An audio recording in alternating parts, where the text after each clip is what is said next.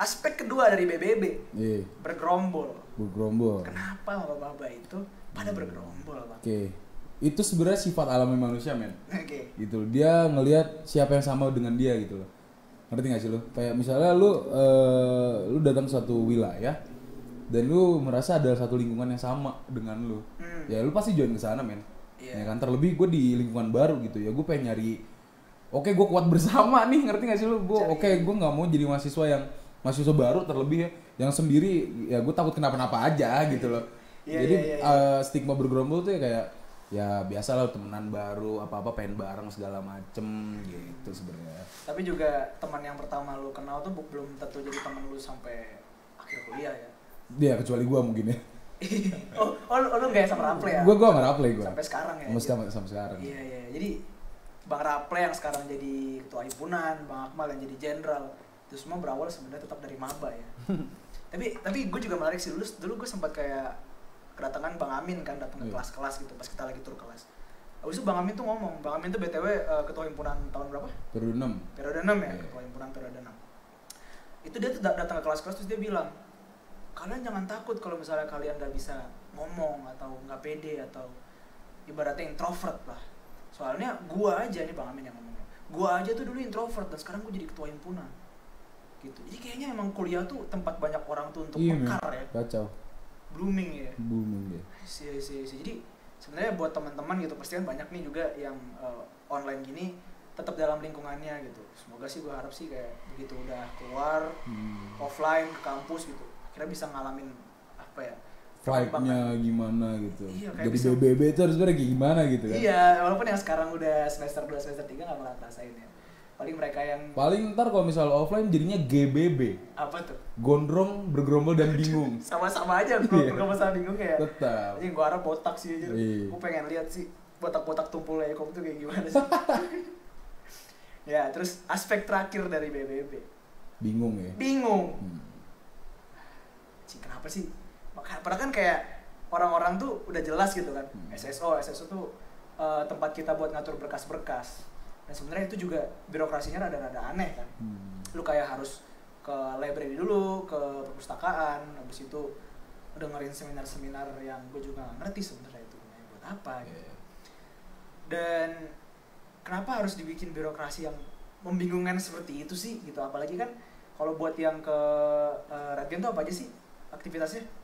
Regen aktivitasnya sebenarnya ikutin rangkainya aja ya, cuman kalau aktivitas kan setiap angkatan beda-beda ya.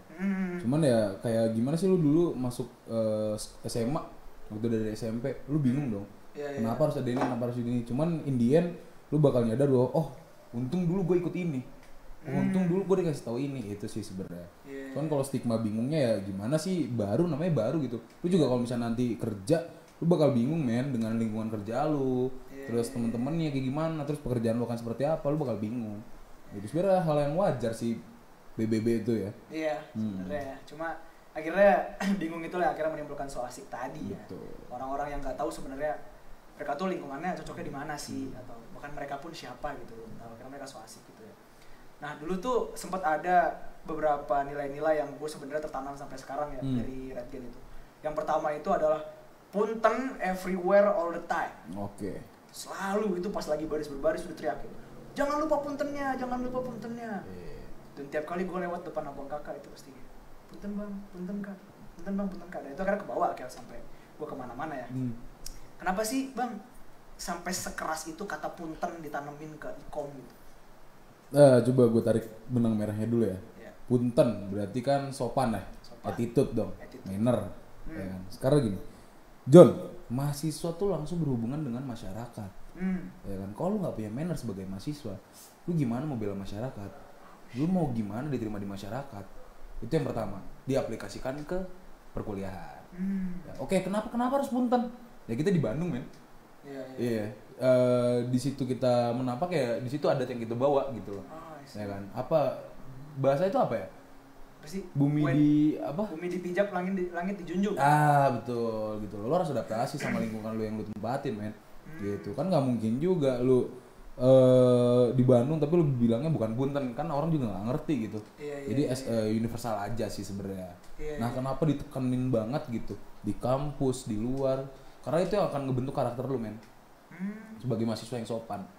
Tuh, gitu loh. At least lu punya manner deh untuk berhadapan dengan orang.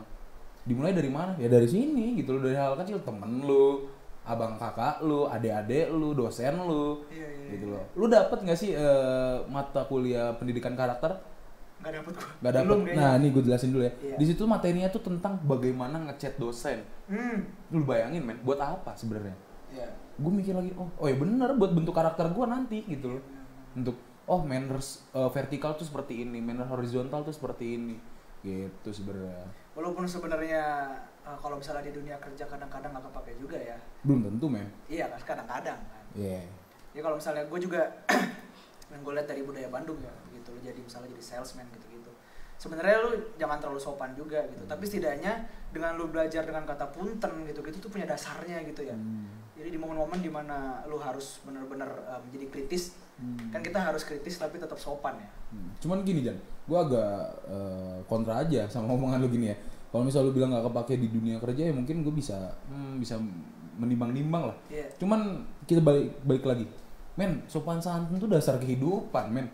Iya kan, lu sebagai manusia tuh harus beretika men, punya moral. Itu aja sebenarnya, itu bakal lu pakai kemana-mana. Iya gitu. Lu mau ngomongin tentang dunia kerja seperti apa sih? Dunia paling kerja tertinggi aja deh, jadi presiden, nggak mungkin dia nggak sopan men. Iya benar sih. Itu dia. Iya. Jadi itu asal mulanya kenapa kita harus ngomong punten. Benar. Gitu. Kenapa harus ditekenin banget nih? Iya.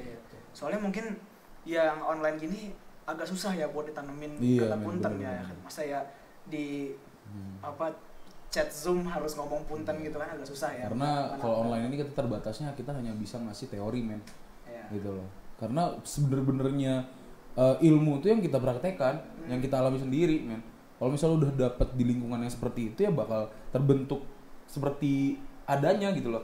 Lu mungkin lu online nih misalnya gua kasih tau lu harus punten gini. Itu hanya cuman masuk ke oh ya udah gitu loh.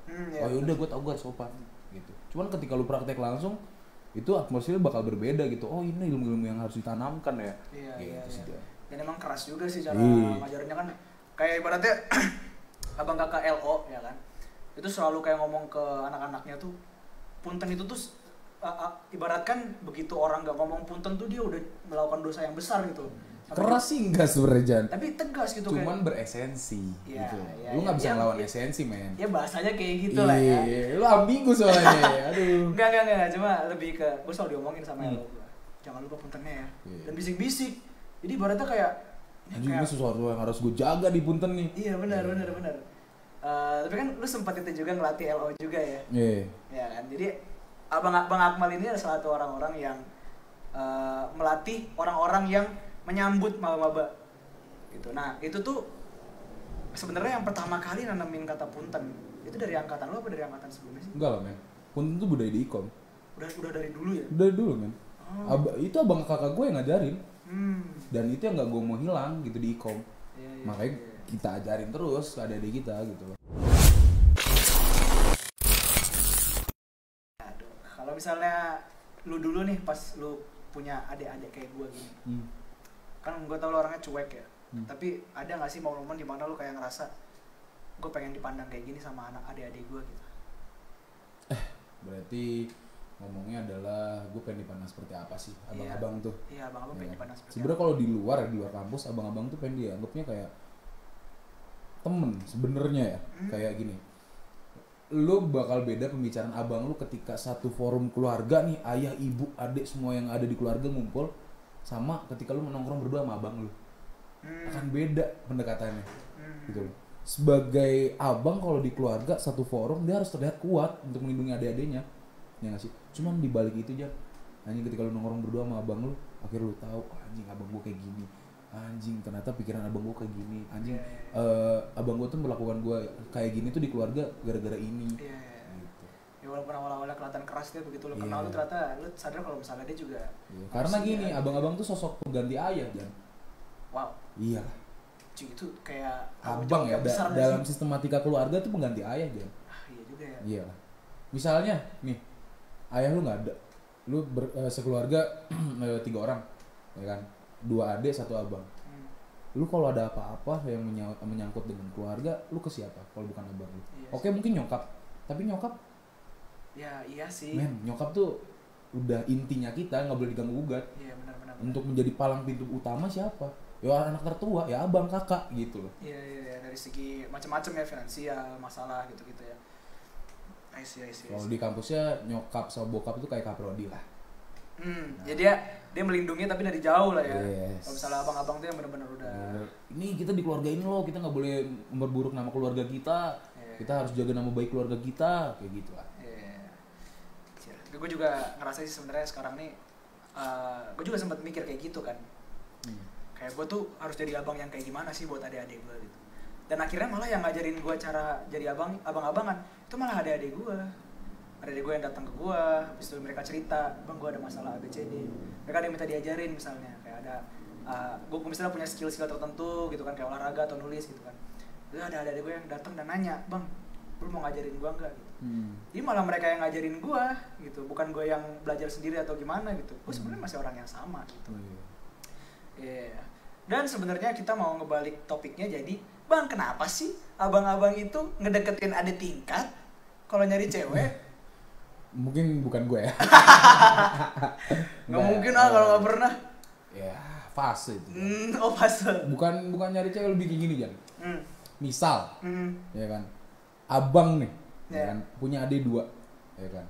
Terus dia punya adik baru lahir. Ya kan. Dia bakal lebih ke adik yang baru lahir daripada adik yang udah bareng sama dia misal setahun 2 tahun. Kenapa kok kayak gitu? Karena dia member baru di keluarga. Gitu loh. Dia bener-bener harus anjing harus gue didik lagi. Gitu. Karena yang 2 ini udah gue didik nih. Cuman waktu lu lahir juga ya gue ke lu juga kan, gitu loh. Ke adik-adik juga kan. Gitu. Sebenarnya kayak pengen ayo sih dirangkul lah istilahnya. Sini sama abang dek gitu. Tapi kadang-kadang pengertiannya negatif. Enggak, maksudnya kadang-kadang implementasinya berbeda. Ya merangkul gitu, tapi yang satu ini terutama gitu. Ya itulah resiko jatuh cinta di keluarga. Incest. Incest is incest. Fuck lah. Coba dulu lu pernah ngasih ujangan ke gue juga sih. Pas gue jadi LO. Gue lupa. John, sampai gue denger lu deketin salah satu dari adik-adik lu. Awas. Itu gue bener-bener kayak oke bang. Dan akhirnya adik gue yang LO juga, kalau misalnya Bibit nonton nih, pernah ngomong kayak gitu juga ke gue, bang, adik-adik nih kayaknya cantik nih. Gue jiplak apa yang lo omongin, gue omongin ke dia, Bin, sampai lu deketin adik tingkat, urusan lu sama Bang Akmal. Bukan sama lo ya? Wah lu kacau lu. Sama Bang Akmal lu urusannya sih. Oh iya bang, kayak gitu aja.